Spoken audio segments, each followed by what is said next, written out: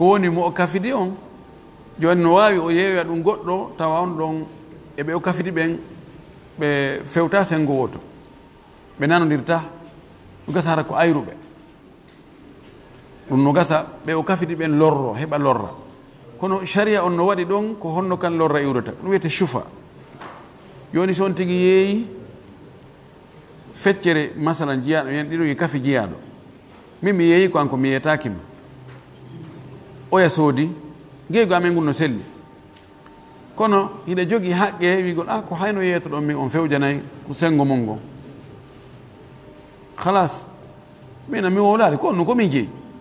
nodda oya sharia no wi noddoya ko jelu jonnuɗa docteur en fi o jiyaɗo momen kafi ɗo oyna ko 5 millions mi jonni ɓe ina jaɓu tami en kafata fes hay hunde ɗum wiyete chufa wa intizau nasibi sharikin mimman intagata ilayhi bi thamanin no ɗon no harayno kono si ko leydi en kafi leydi joni en sendali min mi yeeyi ko an ko mi yeetakima gey ngun no selli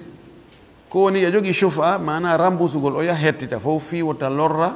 ƴangoye kawtira ɗon emo tawata no gasa an e makko o nanodirta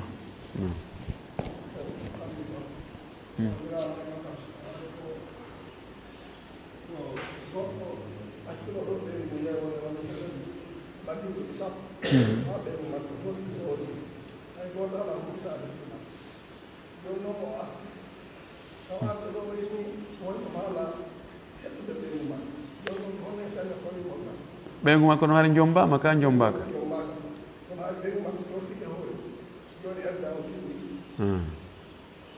so ari yo hetto ɓeygu makko kono si tawi hari o eddinike edda mayde andi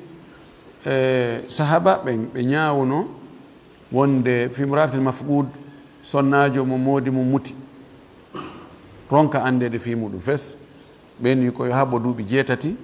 so habbi ka duuɓi 7 humpitaka fes ko yo eddino edda mayde on tumate o jombe so eddini ke edda mayde so o jombama gorko on artoyi ko ɓuri sellude ko on e konguɗi karama ko ɓen ko wonde haray mo suɓina hakkude hettugol ɓeygu makko e o rambusegol teŋe ko o wanno kon kono so tawi o jombaka haray ko yo hettu joni noon o hettiraymo ngala dewgal aranal ka koye wongal goo yo ngal humen ko woni ihtiyato on ko yoɓe humutu dewgal waɗa teŋe ɓeɗe ko Allah taginanimo wo tentini si tawi ko qaadi on hara ko ñaawo on tigi woni ko ñaawuno wonde